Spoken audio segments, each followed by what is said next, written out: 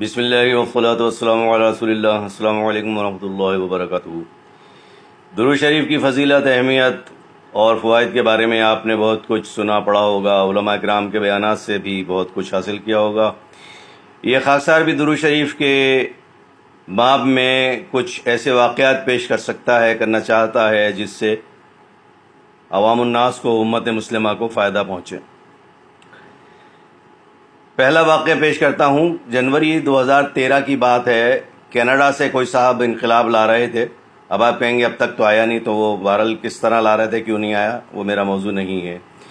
تو کینیڈا سے ایک صاحب انقلاب لا رہے تھے، جنوری 2013 کی بات ہے، اور میں عین اس دن غالباً 11 تاریخ تھی، ایک اعلیٰ سرکاری افسر سے ایک اہم پروگرام کے موضوع پر، ربیع الاول شریف کے پروگرام کے موضوع پر میٹنگ کر کے واپس آ رہا تھا۔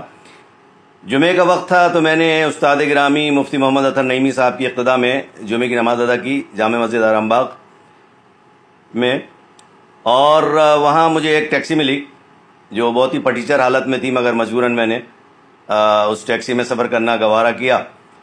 جو ڈرائیور تھے وہ کوئی 75-80 سال کے تھے، اور وہ سارے راستے بولتے رہے۔ میں نے ان کو کئی دفعہ ٹوکا بھی ان کی باتوں میں حصہ لینے کے باوجود کہ حضور مجھے تسبیح پڑھنی ہے اور ذرا سا آپ خاموشی اختیار کریں گے۔ وہ سنی انسنی اپنی تقریر کرتے رہے، یہاں تک کہ میں نے تسبیح شاید کوئی دوسری دفعہ شروع کی تھی۔ میرا علاقہ قریب تھا، 2 اسٹاپ رہ گئے تھے، تو ایسے میں دیکھا کہ شہر کے ٹھیکیدار ایک اسٹاپ پر کھڑے ہوئے گاڑیوں کو لوٹ رہے تھے، ہر گاڑی کو روک کے ان سے بھتہ لے رہے تھے کینیڈا والے انقلاب کے لیے۔ میری تسبیح جاری تھی اور بڑے میاں کی زبان بھی نہیں رکی تھی، وہ بھی بولے جا رہے تھے۔ تو گاڑی کو جب روکا گیا تو انہوں نے دائیں بائیں بار بار جھک جھک کے دیکھا کہ برابر کون ہے، یہ بڑے میاں کس سے بات کر رہے ہیں، ان کی سمجھ میں کچھ نہیں آیا۔ اچھا، مجھے اس وقت غصہ آ رہا تھا، ہنسی بھی آ رہی تھی، کچھ سمجھ میں نہیں آ رہا تھا کیا کروں، کہ یہ مجھے دیکھتے ہوئے بھی انجان بن رہے ہیں یا کیا مسئلہ ہے۔ پھر انہوں نے دب دب کر کے گاڑی کو آگے جانے کا اشارہ کیا۔